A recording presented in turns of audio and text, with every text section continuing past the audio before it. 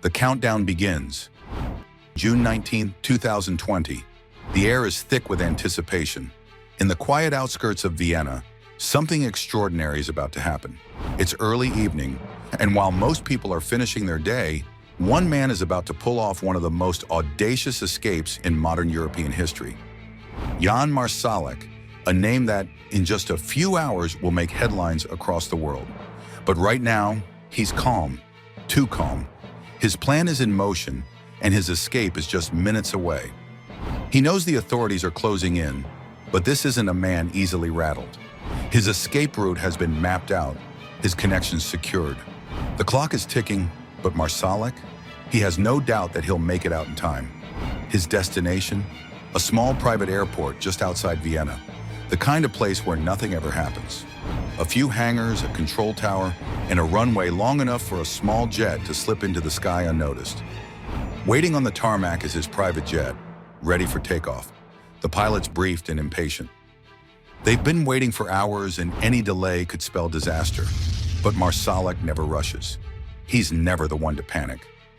The taxi pulls up late, 7:45 p.m., nearly 45 minutes behind schedule. The driver, confused and anxious, wonders why his passenger is so calm. Marsalek steps out, dressed like someone you'd pass on the street without a second thought. Light blue jeans, a simple white shirt, black leather jacket. Yet beneath this ordinary exterior lies a man of extraordinary cunning, and today he's about to vanish without a trace. As he approaches the plane, the pilots glance at each other.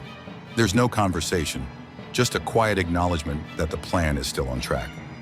Marsalek pulls a wad of cash from his pocket, 7,920 euros, the exact price of his escape. He hands it over without a word, no receipt, no questions.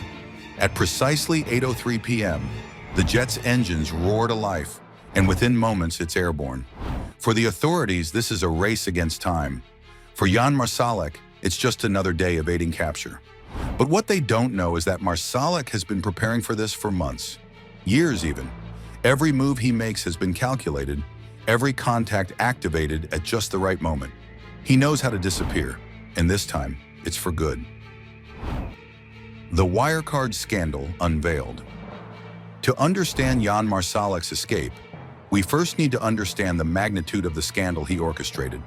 Wirecard, once hailed as the shining star of German technology, was a financial titan.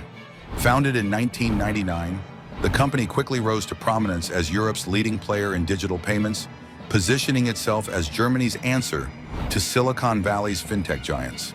But behind the gleaming facade of success was a tangled web of deceit, manipulation, and fraud. Wirecard wasn't just a business.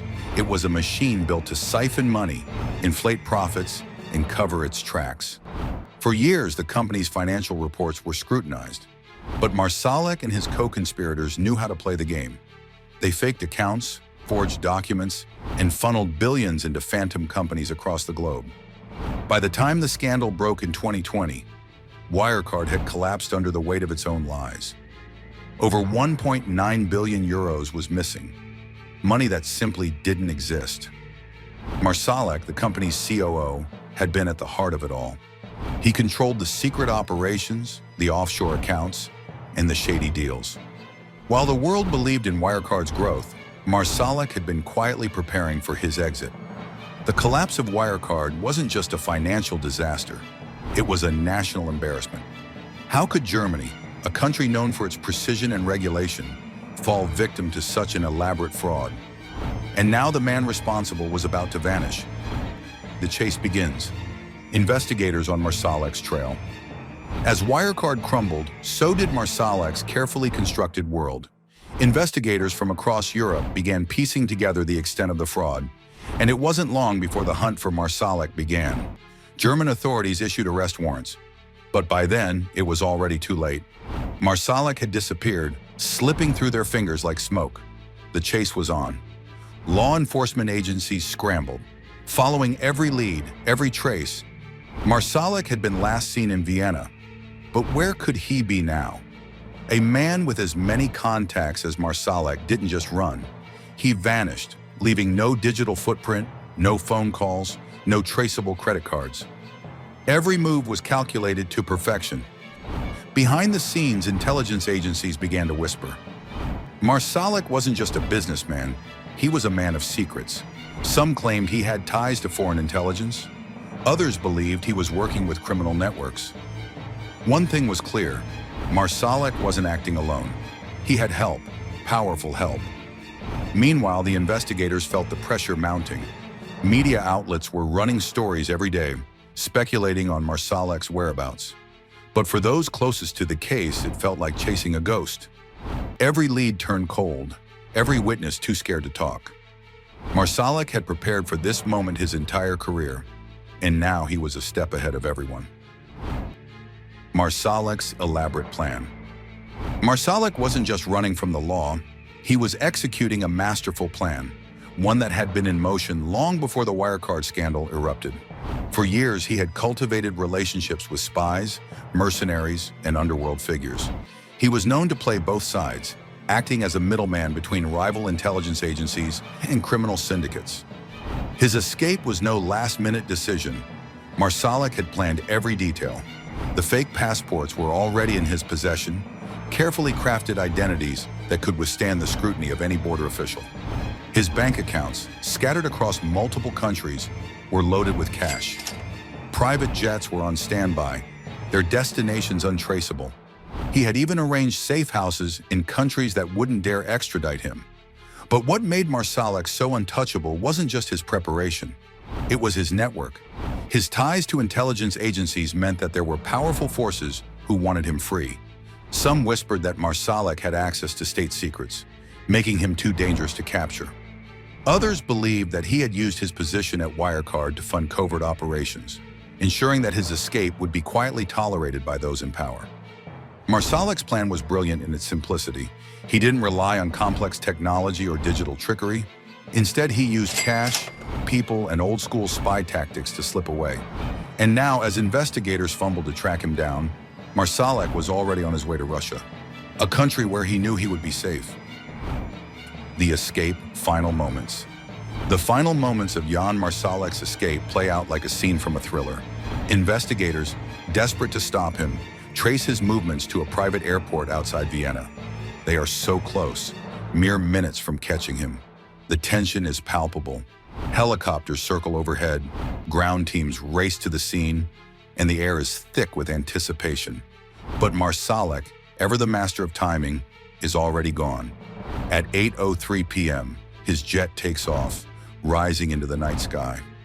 It's as if he's evaporated into thin air. For those on the ground, the realization is devastating. After weeks of careful planning and surveillance, the man responsible for Europe's biggest financial scandal is slipping through their fingers. On board the jet, Marsalek doesn't celebrate.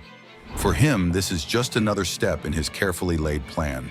He knows that the hardest part is over, but the real challenge lies ahead. Russia is his destination, a safe haven where he can regroup and decide his next move. As the jet disappears over the horizon, the investigators are left standing on the tarmac, watching in disbelief. They were so close, and now Marsalek is gone, likely for good. Aftermath. Unanswered questions. In the days following Marsalek's escape, the world reels from the magnitude of the Wirecard collapse. Headlines scream of missing billions, failed regulatory systems, and an international manhunt for a criminal mastermind. But for those who work to bring Marsalek to justice, the frustration is unbearable. Despite their efforts, the man responsible for defrauding investors, governments, and even banks has vanished. Investigators continue to follow leads, but every trail goes cold. Marsalek has left no digital footprint, no financial records, no traceable contacts. The world watches, but the manhunt grinds to a halt. Where is Jan Marsalek? Will he ever be found? Conclusion: will he ever be caught? The story of Jan Marsalek doesn't end with his escape.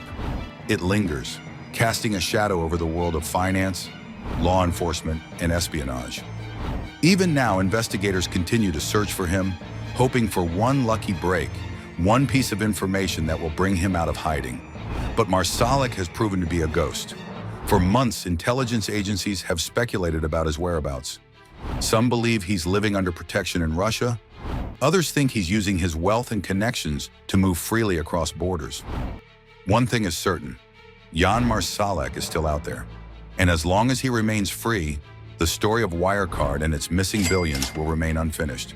The world is left wondering, will Jan Marsalek ever be caught? Or has he truly disappeared forever?